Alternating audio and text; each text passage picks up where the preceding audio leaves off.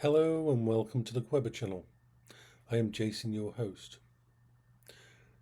There's a reason why a lot of autistic people and people with bipolar and ADHD, why we spend a lot of our life depressed, even beyond the chemical reasons and other things. And it's because we see the world as it is. Neurotypical people don't. They can fill that noise with so much fakeness and shallowness and anything they want. It's not as easy for neurodivergent people. It's not as easy for us to see something bad and ignore it. It's always there, always near the front. It's an itch. If any neurotypical actually spent the time to look at the world and saw all the shit that's going down, all the bad things, everything that's wrong, it'd kill them. It scares them. They prefer their safe place online. They prefer their cookie cutter events, their shallow bits and pieces. They prefer the fake "how are you?" never actually wanting to know what the other person is saying. It's just a polite way to talk. It's small talk. When a neurotypical person asks someone else how they are, they expect the other person to say, "Yep, I'm okay, no problem. How are you?" and just reciprocate. They don't expect them to say, "I'm not doing very well." They don't expect them to just stop. They don't expect them to actually be honest about their life, about their finances, about their situation, about what's going on, about the things that are bothering them. The problem is, it's very hard for a neurodivergent person to lie to themselves. And that's the most useful type of lying.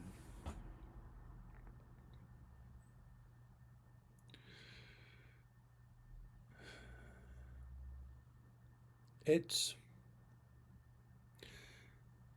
quite a sucky situation to be in. Everything I know about the world makes it look like a very slow-moving car crash. Let's take the basics. That every year upon year we've had bad weather, we've had a lot of damage done. We aren't doing as much food as we need. We're not producing enough drinkable water in the UK or the world. The aquifers are running out. Sea life is being destroyed. And just on that basic level, we're fucked in the future. But imagine, if you're neurotypical and you're watching this, imagine if you couldn't ever completely ignore that. If it was always there in your head, that timer, that clock, that countdown to we're fucked.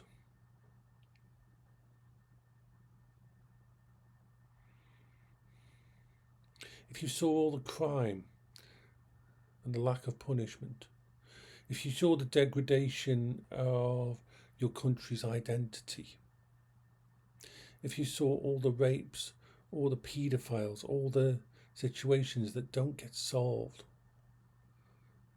if you saw how every single fucking politician lies through his teeth, if you saw how all this stuff that's going on, we're taking away our digital rights and putting us under control more and more, and you look at all those future ideas of dystopian future, and then you realise that we're going to get all the bad shit of them without all the flying cars and cool shit. We're just going to get the control and the lockdown and told what to think, told what to act, told what's acceptable, kinks or likes or libido, what isn't. There'll be thought crimes, there'll be so much going wrong in the future. We're on that slippery slope. And people like me can't just say, hey, okay, I'm just going to go do something else. Because even when I'm doing other things, those stuff doesn't disappear completely. I can tone it down a bit by playing a game, by leaning into one of my special interests or my coping strategies, but it never goes away. And that kind of shit really does fuck with your outlook on the world. That kind of shit makes it. I've always said to people, one of my biggest regrets, and it is a regret, is that I don't have the ability to comfort people. If someone's in trouble, I will only ever say it's going to be okay if I actually 100% believe it. A kid could be outside and there could be a disaster happening, and I wouldn't be able to say to that kid, it's going to be okay, because I'd know that it wasn't going to be okay. I don't have the ability to do that. Not for myself or for anybody else. And so you wonder why people like me have this deep depression and that. And it's because, and people like me, it's easier for us to become suicidal and end of life thoughts because we see so much shit and we can't turn it off. We can't turn off the trauma, we can't turn off the sadness, we can't turn off the injustice.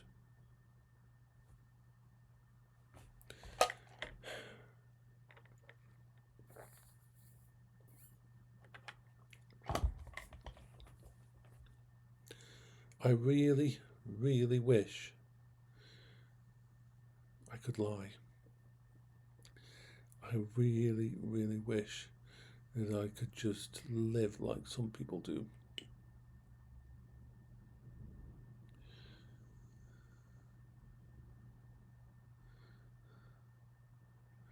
It sucks. It sucks. It really does. That side of things. Which is why I keep myself occupied with so many different things. I have so many coping strategies in so many different directions to go in.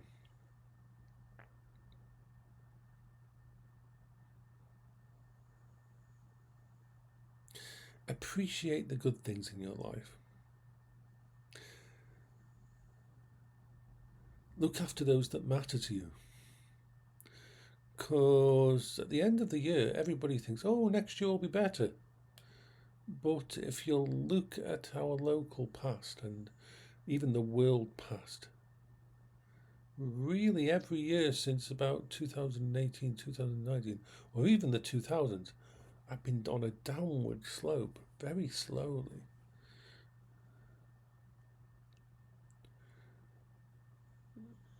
And this is why we have so many of these inane TV shows and silly docu-life dramas and all that kind of thing, and Big Brother and all this kind of shit, because it's supposed to distract the normal people. It keeps them mollified so that they don't realise that they're on the Titanic heading towards an iceberg. And it isn't just climate change. It isn't just the lack of food. It isn't just the water. It's everything. Everything's heading in the wrong direction now. If you take a good look at absolutely fucking everything, from governmental control all the way down to basic needs, we're going down. And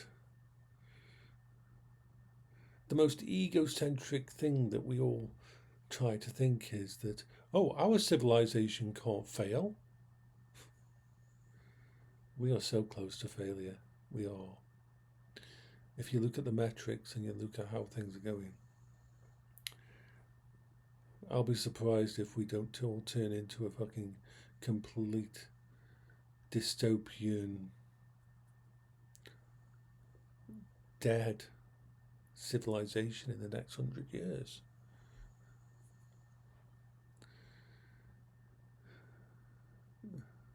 Look at the amount of the world's resources that are spent on fictitious fucking virtual currency.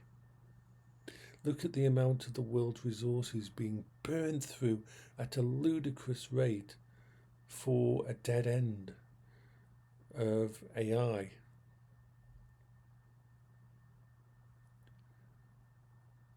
We're heading towards the edge of a cliff, and nobody's keeping an eye on it. Nobody's going to stop it, because humankind, we don't change things until it's too late. We don't do anything until it's a necessity.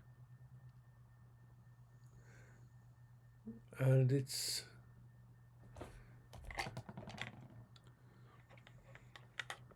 for those of us who can't turn away, who can't just store it at the back of our minds.